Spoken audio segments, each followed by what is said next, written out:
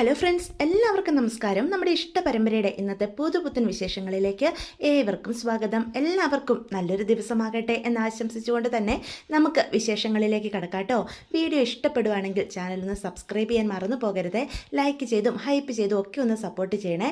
അപ്പം ആദ്യം തുടങ്ങുമ്പോൾ തന്നെ കാണിക്കുന്നത് ഉദയഭാനുവിൻ്റെ വീടാണ്. ഉദയഭാനു ആണെങ്കിൽ ഒരുങ്ങി പുറത്തേക്ക് ഇറങ്ങി വരിക.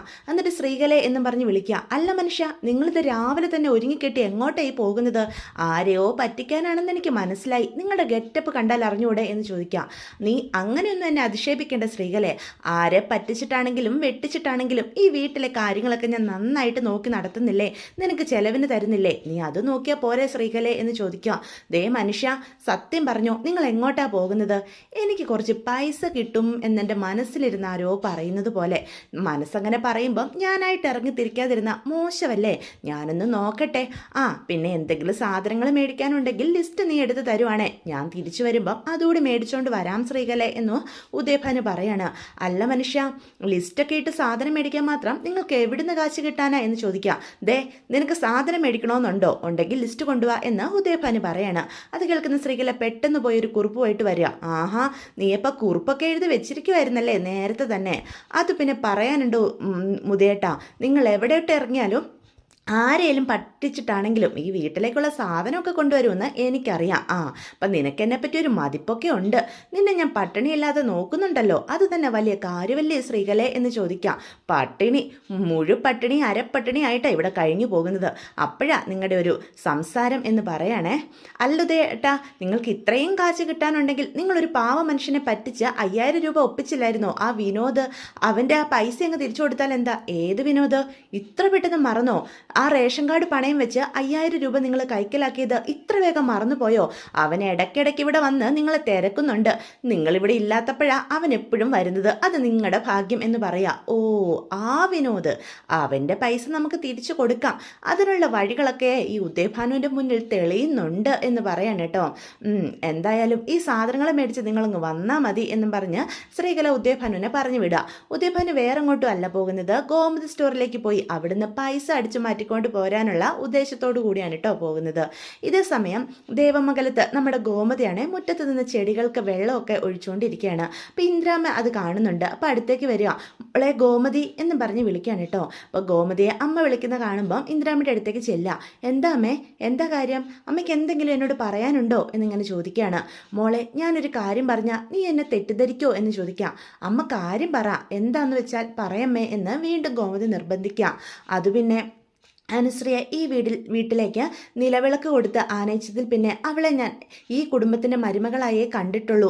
അലോകിന് ഇപ്പം നല്ല മാറ്റമുണ്ട്. നീയും കണ്ടതല്ലേ അവൻ്റെ അവസ്ഥ? ജയിലിൽ പോകുന്നതിന് മുന്നേ ഉണ്ടായിരുന്ന അലോകയെ അല്ല ഇപ്പോൾ എന്ന് പറയാം. അതിന് അമ്മ എന്താ പറഞ്ഞു വരുന്നത്? അല്ല മോളെ, അനുവിൻ്റെ മനസ്സിലും അലോകിനോടുള്ള ഒരു ദേഷ്യവും ഇല്ലാത്തത് കൊണ്ടല്ലേ അവനെതിരെയുള്ള കേസ് പിൻവലിച്ചത്? അല്പമെങ്കിലും ദേഷ്യം ഉണ്ടായിരുന്നെങ്കിൽ അനുമോൾക്കത് ചെയ്യാൻ സാധിക്കുമായിരുന്നോ എന്ന് ചോദിക്കാം. അനുമോള് അലോകിനെതിരെയുള്ള കേസ് പിൻവലിച്ചു, അമ്മയ്ക്കിപ്പോൾ സമാധാനമായില്ലേ എന്ന് ഗോമതി ചോദിക്കാം. അത് പിന്നെ പറയാനുണ്ടോ? മനസ്സിലാതെയായിരുന്നു. അവന് ശിക്ഷ കിട്ടി ജയിലിൽ കിടന്ന എനിക്ക് സമാധാനത്തോടെ ജീവിക്കാൻ പറ്റുമോ മോളെ? എതിർഭാഗത്ത് നിൽക്കുന്നതും എൻ്റെ കൊച്ചുമകൾ തന്നെയാ. അവരിൽ ആര് വേദനിച്ചാലും എനിക്ക് വേദനിക്കുന്നേ എന്ന് ഇന്ദ്രാമ്മ പറയാണ്. അമ്മ എന്താ പറയുന്നതെന്ന് വെച്ചാൽ തെളിച്ച് പറയമ്മേ, എനിക്കൊന്നും മനസ്സിലാകുന്നില്ല. അത് പിന്നെ മോളെ, ഈ നാട്ടുകാരെല്ലാം അലോകിൻ്റെ ഭാര്യയാണ് അനുശ്രീ എന്നല്ലേ കരുതിയിരുന്നത്. നമുക്കതങ്ങ് ശരിക്കും നടത്തിയാലോ? ആ ബന്ധുവായിട്ട് മുന്നോട്ട് പോയാലോ? ഞാൻ ഈ കാര്യം കൃഷ്ണമംഗലത്ത് സംസാരിച്ചു. അച്യുതൻ കേട്ടപ്പോൾ തന്നെ എതിർത്തു.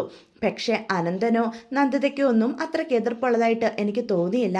ഞാനൊന്ന് കടുംപിടുത്തം പിടിച്ചാൽ അവരെൻ്റെ കൂടെ നിൽക്കുമെന്നാണ് തോന്നുന്നത് എന്ന് പറയാം.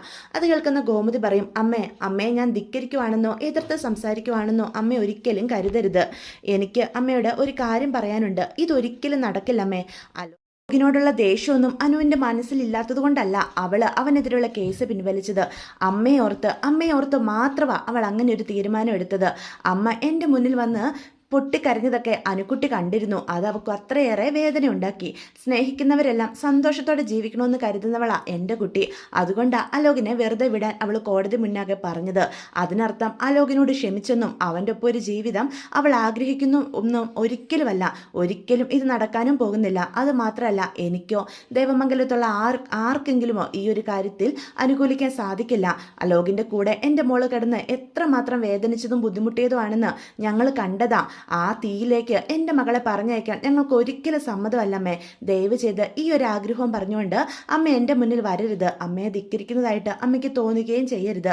എൻ്റെ മകളുടെ ജീവിതത്തിൻ്റെ കാര്യത്തിൽ ഞാനും സ്വാർത്ഥയാണമ്മേ. അലോകിൻ്റെ ഒപ്പം നല്ലൊരു ജീവിതം അവൾക്ക് ഒരിക്കലും ലഭിക്കില്ല. അതുമല്ല, അലോകിനെ പറ്റിയുള്ള ഒരു നല്ല ചിന്തകളും അവളുടെ മനസ്സിൽ ഇപ്പോഴില്ല. എൻ്റെ മകളെ സ്നേഹം നടിച്ച് വലയിൽ വീഴ്ത്തിയത് പോലും ഞങ്ങളോടുള്ള പ്രതികാരം വീട്ടാൻ ഒരു ആയുധമാക്കിയിട്ടാണ് അനുവിനെ അവൻ കണ്ടത്. അതൊന്നും ഒരിക്കലും ക്ഷമിക്കാനോ പൊറുക്കാനോ എൻ്റെ മകൾക്ക് സാധിക്കില്ല. ഞങ്ങൾക്ക് അത്ര പോലും സാധിക്കില്ല. അമ്മ കരഞ്ഞപ്പോൾ അലോകിനെ അവൾ കേസ് പിൻവലിച്ച് വെറുതെ വിടിയിപ്പിച്ചു. അത് തന്നെ അവളുടെ ഔദാര്യം അമ്മേ എന്ന് ഗോമതി പറയാണ്. അപ്പോൾ ഗോമതി അവിടെ നിന്ന് പോകാൻ തുടങ്ങുമ്പം ഇന്ദ്രമ്മ പറയും, മോളെ ഗോമതി, നിനക്ക് എന്നോട് ദേഷ്യമൊന്നും തോന്നരുത്. അമ്മയുടെ ഒരു ആഗ്രഹം പറഞ്ഞു എന്നേ ഉള്ളൂ. ഒരിക്കലും ഞാൻ ആരെയും നിർബന്ധിക്കത്തില്ല എന്ന് പറയാം. ശരി അമ്മേ എന്നും പറഞ്ഞ് ഗോമതി അപ്പോൾ അകത്തേക്ക് പോവാണ് കേട്ടോ. ഇതേ സമയം ഗോമതി സ്റ്റോറിൽ നമ്മുടെ ഉദയഭാനു എത്തിയിരിക്കുകയാണ്. അപ്പം ഉദയഭാനു വരുമ്പം ബാലൻ അവിടെ ഇല്ല. അപ്പോൾ രാമേട്ടനോട് നമ്മുടെ ദേവി ചോദിക്കുന്നുണ്ട്, അല്ല ബാലച്ചൻ എവിടെ പോയി രാമേട്ട? അവന് കോർപ്പറേഷനിൽ വരെ പോകണമെന്ന് പറഞ്ഞിരുന്നു. ചിലപ്പം അതാകും താമസിക്കുന്നത്. ഇപ്പം തന്നെ വരും എന്ന് പറയാം. അല്ല ആരുതാന്ന് വന്നിരിക്കുന്നേ നോക്കിക്കേ, മോളുടെ അച്ഛനാണല്ലോ എന്ന് പറയാണ്. അപ്പം ദേവി പെട്ടെന്ന് ഉദയഭാനുവിനെ കാണുന്നേ, അച്ഛൻ എന്താ ഇന്ന് ഈ സമയത്ത് ഇവിടെ എന്ന് ചോദിക്കാം. എനിക്ക് ഈ വഴി പോകേണ്ട ഒരു കാര്യം ഉണ്ടായിരുന്നു മോളെ. അപ്പോൾ പിന്നെ മോളെ കണ്ടിട്ട് പോകാമെന്ന് കരുതി, അതുകൊണ്ടാണ് ഞാൻ ഇവിടെ കയറിയത് എന്ന് പറയാണ്. അപ്പം രാമേട്ടൻ പറയും, ആ ഉദയഭാനു സാറ് വരുമ്പം ആകാശനോട് പറയണമെന്ന് അവൻ എന്നോട് പ്രത്യേകം പറഞ്ഞിരുന്നു. ആ സ്ഥലം കൊണ്ടേ കാണിക്കാനേ ഞാൻ അവനെ ഒന്ന് വിളിക്കട്ടെ എന്ന് പറയാം. പെട്ടെന്ന് ദേവി പറയും, വേണ്ട രാമേട്ട, ഇന്നച്ഛന് സ്ഥലം കാണിക്കാൻ ആകാശിനെ കൊണ്ടുപോകാനുള്ള സമയമൊന്നുമില്ല. അതുകൊണ്ട് ഇന്ന് വേണ്ട, മറ്റൊരു ദിവസം ആകട്ടെ എന്ന് പറയാം. അച്ഛൻ എന്തോ തിരക്കുണ്ടെന്നല്ലേ പറഞ്ഞത്? അപ്പോൾ ഉദയഭാനു പെട്ടെന്ന് ദേവി കണ്ണ് കാണിക്കുന്ന കാണുമ്പോൾ പറയും, അതെ, എനിക്ക് ഇന്ന് അടുത്ത് അത്യാവശ്യമായിട്ട് പോകേണ്ട ഒരു സ്ഥലമുണ്ട്. അതുകൊണ്ട് പിന്നീടൊരു ദിവസമാകാം. ഞാൻ അതിനായിട്ട് തന്നെ ആകാശിനുള്ളപ്പം ഒരിക്കൽ വരാം എന്ന് പറയാണ്. എന്നാൽ നിങ്ങൾ രണ്ടുപേരോട് സംസാരിച്ചുകൊണ്ടിരിക്കുക, കുറച്ച് സാധനങ്ങൾ എടുത്ത് മാറ്റി വെക്കാനുണ്ട് എന്ന് പറഞ്ഞ് രാമേട്ടൻ അകത്തോട്ട് കയറി പോവാണേ. പെട്ടെന്ന് ദേവി ചോദിക്കും, അല്ല അച്ഛൻ ഇടയ്ക്കിടയ്ക്ക് ഇപ്പോൾ വരുന്നുണ്ടല്ലോ, എന്താ അച്ഛൻ്റെ മനസ്സിലെ എന്ന് ചോദിക്കാം. മോളെ നീ എന്തിനാ മോളെ അച്ഛനെ ഇങ്ങനെ തെറ്റിദ്ധരിക്കുന്നത്? എൻ്റെ മോളെ കാണാൻ എനിക്ക് ആഗ്രഹം ഉണ്ടായി, അതുകൊണ്ട് ഞാൻ വന്നു. എന്നെ കാണാൻ തന്നെയാണോ വന്നത്? സത്യം പറ അച്ഛ എന്ന് ചോദിക്കുക. അത് പിന്നെ സാലറി കിട്ടിയോ എന്നറിയാൻ വീട്ടിലാകെ കഷ്ടപ്പാടാ. അതിന് 2-ാം തീയതി ആയില്ലല്ലോ, ഇനിയും ദിവസങ്ങളില്ലേ. സാലറി ഒന്നും ഇതുവരെയും കിട്ടിയിട്ടില്ല. കിട്ടിക്കഴിഞ്ഞാൽ ഞാൻ അച്ഛനെ വിളിച്ചേക്കാം, അപ്പോൾ വന്നാൽ മതി. ഇനി അതിനായിട്ട് ഇടയ്ക്കിടയ്ക്ക് ഇവിടം കയറി ഇറങ്ങേണ്ട ഒരാവശ്യമില്ല എന്ന് ദേവി പറയാണ്. മോളെ നീ എന്താ ഇങ്ങനെയൊക്കെ സംസാരിക്കുന്നത്? നിനക്ക് അച്ഛനോട് ഒരു വിശ്വാസം ഇല്ലേ എന്ന് ചോദിക്കുക. ഇല്ല, ഒരു വിശ്വാസം പോലും എൻ്റെ അച്ഛനെ എനിക്കില്ല എന്ന് പറയാം. പിന്നെ ദിവ്യയ്ക്ക് ഹോസ്റ്റൽ ഫീസ് അടയ്ക്കാനുള്ള കാശ് അത് ഞാൻ അയച്ചു കൊടുത്തോളാം. അച്ഛൻ്റെ കയ്യിൽ എന്തായാലും തരുന്നില്ല. ചെലവിനുള്ള കാശ് അച്ഛൻ ഇവിടെ വന്ന് മേടിച്ചോ, ഞാൻ വിളിച്ചേക്കാം എന്ന് പറയണോ. ഓ, നിനക്കെന്നോട് ഇപ്പോൾ ഒരു സ്നേഹമില്ല ദേവി മോളെ എന്ന് പറഞ്ഞ് പോകാനായിട്ട് തുടങ്ങാം. പെട്ടെന്ന് ദേവിക്ക് പാവം തോന്നും കേട്ടോ. അപ്പം ദേവി പറയും, അച്ഛൻ വെറും കയ്യാൽ പോകണ്ട, എന്തായാലും 1000 രൂപ എടുത്ത് ദേവി ഉദയഭാനുവിൻ്റെ കയ്യിലേക്ക് കൊടുക്കുക. ഇത് വെച്ചോ എന്ന് പറയാം. അയ്യോ വേണ്ടായിരുന്നു എന്ന് ഉദയഭാനു പറയാം. വേണ്ടേ, എന്നാൽ പിന്നെ ഞാൻ തരുന്നില്ല എന്ന് പറയുമ്പം ഉദയഭാനു പറയും, അയ്യോ വേണം എന്ന് പറഞ്ഞ് പെട്ടെന്ന് അത് തട്ടിപ്പറിച്ച് മേടിക്കുകയാണ് കേട്ടോ. അച്ഛൻ എന്തായാലും നടന്ന് വന്നതല്ലേ, ഒരു ചായ കുടിച്ചിട്ട് പോകാം എന്ന് ദേവി അപ്പോൾ പറയാം. വേണ്ട, എനിക്ക് ചായ വേണ്ട, അത്യാവശ്യമായിട്ട് വീട്ടിൽ ചെല്ലേണ്ട കാര്യമുണ്ട് മോളെ എന്ന് പറഞ്ഞ് ഉദയഭാനു അവിടെ നിന്ന് പോവാം. അപ്പം ആകെ പരങ്ങിയ മട്ടിലുള്ള അച്ഛൻ്റെ പെരുമാറ്റം ദേവിയിലൊരു സംശയം ഉണ്ടാക്കുന്നുണ്ട്. അച്ഛൻ എന്തോ എന്നിൽ നിന്ന് മറയ്ക്കുന്നുണ്ടല്ലോ, എന്തോ ഒരു കള്ളത്തരം അച്ഛനുണ്ടല്ലോ എന്നൊക്കെയുള്ള ചിന്ത ദേവിയുടെ മനസ്സിൽ വരുന്നുണ്ട്. അപ്പോൾ കടയിലേക്ക് കയറി ചെല്ലുമ്പം നമ്മുടെ രാമേട്ടൻ ചോദിക്കും, അല്ല ഉദയഭാനു സാർ ചായ കുടിക്കാൻ നിന്നില്ലേ മോളെ, ഇത്ര പെട്ടെന്ന് വന്നോ നീ എന്ന് ചോദിക്കാം. ഇല്ല, അച്ഛൻ എന്തോ തിരക്കുണ്ടെന്ന് രാമേട്ട, അച്ഛൻ പോയി എന്ന് പറയാൻ കേട്ടോ. ഇതേ സമയം വൈകുന്നേരം നമ്മുടെ ദേവി ദേവമംഗലത്തിരുന്ന് കണക്കുകളൊക്കെ നോക്കുകയാണ്. അപ്പോൾ എത്ര നോക്കിയിട്ടും 5000 രൂപയുടെ കുറവ് കാണിക്കുന്നുണ്ട്. 5000 രൂപ ഇത് എവിടെ പോയി എന്നും പറഞ്ഞ് ദേവി ടെൻഷൻ അടിച്ചിരിക്കുന്ന കാണുമ്പം അനുശ്രീ അടുത്തേക്ക് ചെല്ലുക. എന്താ എടുത്തി, എന്താ കാര്യം, എടുത്തി എന്തിനെങ്ങനെ ടെൻഷൻ അടിക്കുന്നത് എന്ന് ചോദിക്കുക. ദേ നോക്കുമോളെ, ഒരു 5000 രൂപയുടെ കുറവുണ്ട്, ഞാൻ എത്ര നോക്കിയിട്ടും കണക്ക് ശരിയാകുന്നില്ല, നീ ഒന്ന് നോക്കിക്കേ എന്ന് പറയാം. എടുത്ത് ടെൻഷനാകാതെ, അത് എവിടെയെങ്കിലും ഉണ്ടാകും എന്ന് പറഞ്ഞ് അനുശ്രീ കണക്കെല്ലാം നോക്കി പൈസയൊക്കെ എണ്ണി തട്ടിപ്പെടുത്തുക. എന്താ മോളെ ഇപ്പം കറക്റ്റ് ആയോ എന്ന് ദേവി ടെൻഷനോട് കൂടി ചോദിക്കുക. ഇല്ല എടുത്തി, പൈസയുടെ കുറവ് കാണിക്കുന്നുണ്ടല്ലോ എന്ന് അനുവും പറയാണ്. ഇതേ സമയം നമ്മുടെ ആനന്ദ് ഫോണിൽ ഉദയഭാനു പൈസ എടുക്കുന്നതും പോകുന്നതും സകല കാര്യങ്ങളും കണ്ടുകൊണ്ടിരിക്കുകയാണ് കേട്ടോ. കള്ളനെ അങ്ങനെ പിടികൂടിയിരിക്കുന്നു. അപ്പം ദേവിയും അനുവും കൂടി സംസാരിക്കുന്നതൊക്കെ നമ്മുടെ ആനന്ദ് ശ്രദ്ധിക്കുന്നുണ്ട്. അവളുടെ ഒരു അഭിനയം, ശരിക്കും ഇവള് ഫ്രോഡ് ഉദയഭാനുവിൻ്റെ മകള് തന്നെ, അഭിനയ സിംഹം എന്ന് തന്നെ ഇവളെ പറയാം.